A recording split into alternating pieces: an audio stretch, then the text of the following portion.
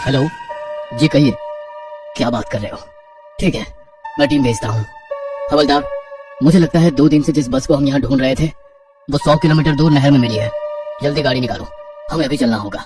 आपके कहने का मतलब है वो 375 वाली बस? लेकिन सर वो तो यही 21 किलोमीटर के अंदर चलने वाली बस है। 100 किलोमीटर दूर कैसे पहुँच गई? नहर में जो बस मिली है वो कोई और होगी। वही तो पता लगाना है ना।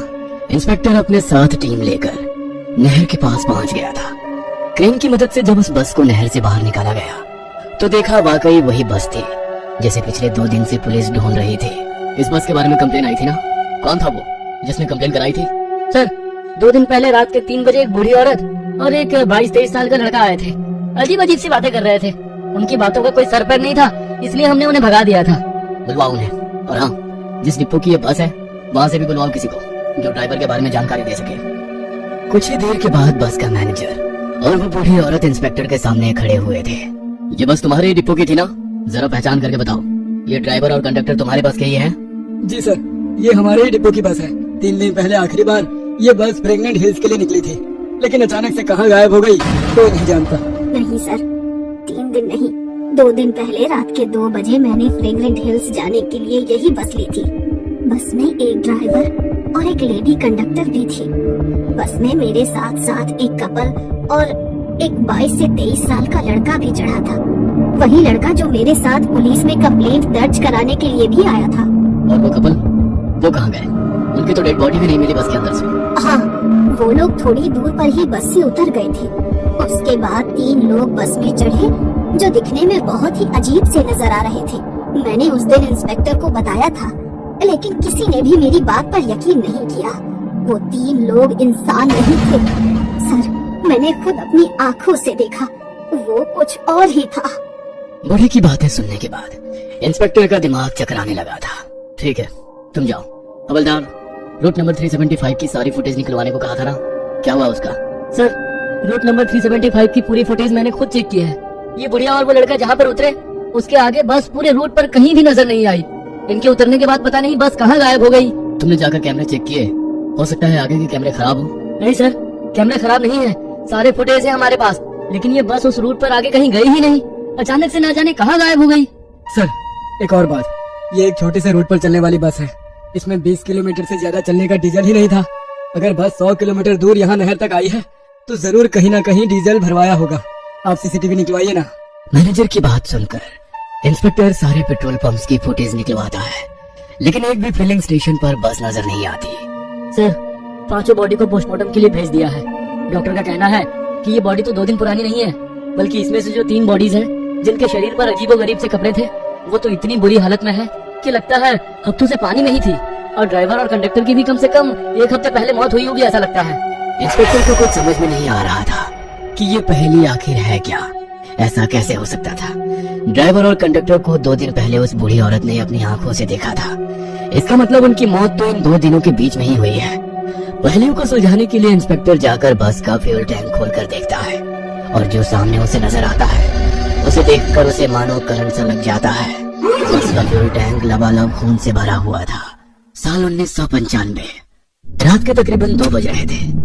एक तो गहरी ठंडक, ऊपर से पिछले 2 घंटे से लगातार बारिश हो रही थी, जिसके कारण उस 22 साल के लड़के का बस स्टॉप पर खड़े रहकर बस का इंतजार करना मुश्किल होता जा रहा था। चीन में फ्रेग्रेंट हिल तक जाने के लिए ये इस रूट की आखिरी बस थी और इस समय उसे रूट नंबर 375 की इस आखिरी बस का बेसब्री से इंतजार था। चारों ओर घना कोहरा फैला हुआ था, जिसके कारण सामने कुछ मीटर पर खड़े हुए लोग भी साफ नजर नहीं आ रहे थे। पिछले आधे घंटे में बस स्टॉप से कोई भी बस होकर नहीं गुजरी थी। एक युवक बस का इंतजार कर ही रहा था कि तभी उसे सामने से एक बूढ़ी औरत छड़ी टिकाती हुई बस स्टॉप की तरफ आती नजर आती है। बूढ़ी औरत के वहां पहुंचने के कुछ ही मिनट के बाद रूट नंबर 375 की बस स्टॉपेज पर आके रुक जाती है।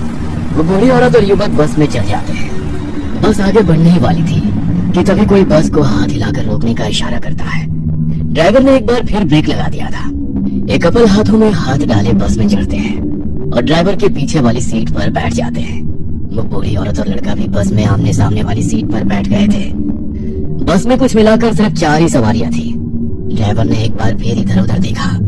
जब उसे कोई सवारी दिखाई नहीं दी तो उसने बस को आगे बढ़ा दिया। ड्राइवर के बस को आगे बढ़ाने के बाद बस में सवार लेडी कंडक्टर एक एक करके टिकट काटने लगती है। बस में बैठा कपल एक दूसरे के कंधे पर सर रखकर नींद की झपकी ले रहा था। वहीं बूढ़ी के सामने बैठा युवक कानों में वॉकमैन लगाकर आंख बंद करके गाने सुन रहा था। लेकिन बूढ़ी औरत पूरी तरह से सतर्क थी। वह बार बार मुड़कर बस में सवार सवारियों और ड्राइवर को देख रही थी। उसकी आंखों में नींद नजर नहीं आ रही थी। अचानक ही बस का ड्राइवर बस की स्पीड बहुत धीमी कर देता है। क्या हुआ? बस इतनी धीरे क्यों कर दी? सामने इतना कोहरा है, कुछ समझ नहीं आ रहा है कि सड़क किस तरफ है। ज्यादा तेज चलाऊंगा तो एक्सीडेंट हो सकता है। अच्छा ठीक है, आप ध्यान से चलाइए। चारों ओर बिल्कुल सन्नाटा था। बारिश बंद हो चुकी थी और सड़कों पर कोई भी गाड़ी नजर नहीं आ रही थी। बस भी लगभग खाली ही थी, जिसकी वजह से गाड़ी के इंजन के अलावा और किसी भी तरह की आहट गाड़ी में से सुनाई नहीं पड़ रही थी। खराब मौसम और कम विजिबिलिटी होने के कारण ड्राइवर के साथ साथ बस में सवार बूढ़ी औरत के माथे पर भी चिंता की लकीरें उभर रही थी, क्योंकि बाकी सवारियां आंखें बंद किए थी। उन्हें बाहर के मौसम का कोई अंदाजा ही नहीं था। अचानक से बस की छत पर किसी के होने का एहसास होने लगता है और धम धम की आवाज सुनाई पड़ने लगती है। ये कैसी आवाज है? चलते हुए बस में बस की छत पर कौन हो सकता है? मैं बस रोक कर देखता हूँ। ड्राइवर बस रोक कर उतरता है। तभी अचानक से बस के ऊपर से आ रही आवाज बंद हो जाती है। ड्राइवर बस के चारों ओर घूमकर देखने लगता है। अचानक ही ड्राइवर के ऊपर एक बिल्ली कूद पड़ती है, जिसके कारण उसके मुंह से एक जोरदार चीख निकल जाती है। ड्राइवर दौड़ते हुए वापस से बस में चढ़ जाता है। क्या हुआ? क्या था बाहर? एक बिल्ली थी, वही बस के ऊपर घूम रही थी शायद। आगे बढ़ते हैं, आसपास जंगल है, यहाँ रुकना ठीक नहीं है। क्या कहा? एक बिल्ली थी? बिल्ली के बस की छत पर चलने से इतनी तेज आवाज नहीं हो सकती। बूढ़े को अपने आसपास कुछ असामान्य सा घटित होता हुआ महसूस हो रहा था। वो महसूस कर पा रही थी कि उसके साथ कुछ तो अजीब हो रहा है। अचानक ड्राइवर बस की स्पीड बढ़ा देता है। अरे सामने कुछ नजर नहीं आ रहा है और तुम इतना तेज बस दौड़ा रहे हो, कर क्या रहे हो? बुढ़िया की बात का जवाब दिए बिना ड्राइवर घूमते हुए एक नजर बुढ़िया की ओर देखता है और एक बार फिर से अपना पांव एक्सीलेटर के ऊपर रख देता है। सामने सड़क पर एक दोराहा नजर आ रहा था, जहां से सड़क लेफ्ट और राइट दो डायरेक्शन में डिवाइड हो रही थी। ड्राइवर बस को बाईं ओर मोड़ लेता है। अरे किससे ड्राइवर हो तुम? किधर मोड़ लिया बस को? ये रास्ता जंगल की तरफ जा रहा है। नए नए भर्ती हुए हो क्या? रास्ता ठीक से नहीं मालूम? अरे आप आराम से बैठिए ना, बार बार क्यों टोका टोकी कर रही हैं? मुझे पता है कि अपना काम कैसे करना है। इस रास्ते पर ट्रैफिक कम होता है, कोहरे में इधर से जाना सेफ रहेगा और ये शॉर्टकट भी है। आप चिंता मत करो, थोड़ी देर बाद ये आगे जाकर उसी रास्ते पर मिल जाएगा। बूढ़े को ड्राइवर के हाव भाव काफी बदले हुए नजर आ रहे थे। कुछ देर बाद तेज गति से दौड़ती बस को ड्राइवर अचानक ब्रेक लगाकर रोक लेता है। क्या हुआ? ऐसे अचानक से बस क्यों रोक दी? अब तो फ्रेगरेंट हिल से पहले बस का कोई स्टॉपेज भी नहीं है। वैसे भी ये जंगली इलाका है, यहाँ पर बस रोकने का मतलब क्या है? वो सब मैं जानता हूँ, लेकिन देखो सामने कुछ लोग खड़े हुए हैं और लगातार हाथ से बस को रोकने का इशारा कर रहे हैं। अरे तो ऐसे ही कोई बीच सड़क पर खड़े होकर बस को रोकने के लिए कहेगा तो आप गाड़ी रोक देंगे क्या? इतनी रात को ऐसे ही बस रोक देना मुझे तो कुछ ठीक नहीं लग रहा। आप दरवाजा मत खोलिए। ड्राइवर साहब सही कह रहे हैं, सामने 3 लोग खड़े हुए नजर आ रहे हैं, उन्हें मदद की जरूरत हो सकती है। ये इस रूट की आखिरी बस है, अगर हम उन्हें अंदर नहीं आने देंगे तो शायद पूरी रात जंगल में ही बितानी पड़े। ड्राइवर की बात सुनकर बाकी की सवारियां कुछ नहीं कह पाती और ड्राइवर बस के दरवाजे खोल देता है।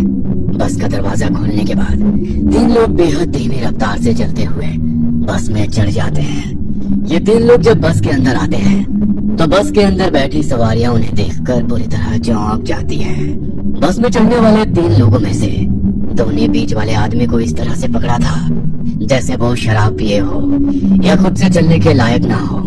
वो सहारा देकर घसीटते हुए किसी तरह उसे बस की सबसे पिछली सीट तक ले जाते हैं और वहीं जाकर बैठ जाते हैं। उन तीनों में एक बात जो सबसे ज्यादा अजीब थी वो ये कि इस समय 1995 चल रहा था, लेकिन उन तीनों की वेशभूषा ऐसी थी जैसे वो 18वीं शताब्दी में आए हो। सर पर पुरानी चीनी टोपी पहने होने के कारण उनका चेहरा भी साफ नजर नहीं आ रहा था। इसके साथ ही उनके बाल भी लंबे और बेतरतीब बिखरे हुए थे, जिसके कारण चेहरा दिखाई नहीं पड़ रहा था। तीनों नए पैसेंजर्स को बैठाने के बाद बस एक बार फिर से आगे बढ़ गई थी। बस जैसे जैसे आगे बढ़ रही थी बस के अंदर की हवा में कुछ अजीब सा भारीपन महसूस होने लगा था। ये किन लोगों को बैठा लिया है तुमने? तुम्हें इन्हें देखकर कुछ सिरहन सी महसूस नहीं हो रही? उनके कपड़े देखो, आज के समय में कौन ऐसे कपड़े पहनता है? इतने पुराने और भद्दे लग रहे हैं, जैसे कभी धुले ही नहीं है। आपने गौर किया? बस के अंदर अचानक दुर्गंध फैल गई है। ऐसा लगता है जैसे कुछ सुन रहा है यहाँ। मुझसे तो सांस भी नहीं ली जा रही है। ये क्या बोल रहे हैं आप? ऐसे तो कुछ भी नहीं है। इधर पीछे गांव में एक थिएटर है। ये लोग उधर नाटक कंपनी से ही आए होंगे। आप उन पर ध्यान मत दीजिए। जब से वो लोग बस में आए तब से 1 इंच भी हिले नहीं, ना ही उन्होंने कोई बात की। फिर तुम्हें कैसे पता कि वो थिएटर से आए हैं? तुम उनकी तरफदारी क्यों कर रही हो? 5 किलोमीटर के बाद आपका स्टॉपेज आ जाएगा, तब तक चुप करके बैठो, समझी? कंडक्टर की बात सुनकर बूढ़ी ने एक नजर अपने सामने बैठे लड़के की ओर देखा। वो भी इस समय बूढ़ी को ही देख रहा था। बूढ़ी कुछ देर तक बेचैनी में इधर उधर देखती है और उसके बाद सामने वाले लड़के को घूरने लगती है। बस अब जंगल पार करने के बाद फ्रेग्रेंट हिल्स जाने वाली मेन रोड पर आ गई थी। हमें इधर ही उतार दो। कपल बस से उतर कर जा चुका था। उनको बस से उतर कर जाते देख कंडक्टर की आंखों में कुछ बेचैनी सी नजर आ रही थी। कंडक्टर के समझाने के बाद भी बस में बैठी बूढ़ी औरत कभी पीछे मुड़कर उन तीनों अजीब पैसेंजर्स को देखती, तो कभी सामने बैठे लड़के को। अचानक, ए लड़के, मेरा पर्स लिया ना तुमने? बूढ़ी औरत देखकर फायदा उठाता है, हाँ? क्या कहा? मैंने पर्स उठाया? मैं चोर नजर आता हूँ क्या? हाँ, चोर ही नजर आता है। तेरी शक्ल पर लिखा है तू 1 नंबर का चोर है। निकाल मेरा पर्स। बूढ़ी के इस तरह आंखें दिखाकर चोरी का इल्जाम लगा देने से वो लड़का भी बुरी तरह बौखला गया था। आपकी उम्र का लिहाज कर रहा हूँ वरना। अरे क्या बेहूदगी है ये? मैं तो जानता भी नहीं आपके पास पर्स था भी या नहीं। बूढ़ी की आवाज लगातार बढ़ती जा रही थी और उसी के साथ अब लड़का भी गुस्से में आ गया था। तू उतर नीचे, तुझे मैं तेरी औकात दिखाती हूँ। अभी पुलिस को तेरी शिकायत करूंगी। सीनियर सिटीजन्स की ताकत अभी पता नहीं है तुझे, समझा? बूढ़ी और वो लड़का ड्राइवर के पास खड़े होकर बस रोकने के लिए चिल्लाना शुरू कर देते हैं। उनका चीखना चिल्लाना देख ड्राइवर गुस्से में बस रोककर उन्हें जाने देता है। अरे माता जी, अब आप ऐसा करिए, पुलिस बुलाइए। अब पुलिस ही बताएगी मैं सही हूँ या गलत। पुलिस की जरूरत नहीं है। मैं जानती हूँ तुम बेकसूर हो, लेकिन तुम मेरे पोते की उम्र के हो। तुम्हें उस बस में अकेले नहीं छोड़ सकती थी, इसीलिए मैंने ये सब किया। मतलब वो सब ड्रामा था? अरे आपको पता भी है आपने क्या किया? इतनी रात को इस सुनसान रोड पर कहाँ जाएंगे हम? कैसे जाएंगे? तुमने देखा वो 3 लोग जो बस में चढ़े थे? तुम कान में गाने लगाकर मस्त हो गए थे, लेकिन मेरी ये बूढ़ी आंखें बहुत बेचैन थी। मैं लगातार बस में हो रहे हर छोटे से छोटे इंसिडेंट पर नजर बनाए हुए थी। मैंने देखा बस के पीछे की एक खिड़की खुली है, जहाँ से ठंडी हवा आ रही है। इस हवा से उन आदमियों के कपड़े उड़े। तब मैंने देखा उनके पाँव ही नहीं थे। बीच वाले आदमी के चेहरे पर बिखरे बाल हवा में उड़े, तो मैंने देखा बीच वाले आदमी का चेहरा, नाक, मुंह कुछ नहीं था। हमारे गांव में ऐसे लोगों को प्रेत कहा जाता है। मैं कंडक्टर को उनके बारे में बताना चाहती थी। मैंने पर्स से छोटा आईना निकाला। उस आईने में कंडक्टर साफ दिखाई देना चाहिए, लेकिन मेरे कोशिश करने के बाद भी मैंने देखा कंडक्टर का चेहरा आईने में दिखाई ही नहीं पड़ रहा है। हम दोनों लकी हैं जो उन्होंने हमारे झूठे झगड़े पर भरोसा किया और हमें यहाँ उतार दिया। आपका बहुत बहुत धन्यवाद। अगर आपकी बातें सच है तब तो ड्राइवर की जान को भी खतरा है। पता नहीं उसके साथ क्या होगा। चलो हम थाने में जाकर रिपोर्ट लिखा देते हैं। बूढ़ी और लड़का थाने जाते हैं और सारी बातें बता देते हैं, लेकिन इंस्पेक्टर को उनकी बेसिर पैर की बातों पर यकीन नहीं होता और वो उन्हें वहाँ से बाहर निकाल देता है। 2 दिन बाद पुलिस को बस तो मिल गई थी, लेकिन ये घटना पुलिस के लिए एक अबूझ पहेली बन चुकी थी। डीजल की बजाय खून से चलकर वो बस बिना किसी कैमरे की नजर में आए 100 किलोमीटर दूर कैसे पहुंची? इस सवाल का जवाब किसी के पास नहीं था। वो 3 आदमी कौन थे उनकी कभी शिनाख्त नहीं हो सकी। इस घटना के बाद पूरे चीन में डर की लहर दौड़ गई थी। कहते हैं उस घटना के बाद भी कई बार रात के अंधेरे में रूट नंबर 375 की बस लोगों को नजर आ जाती है।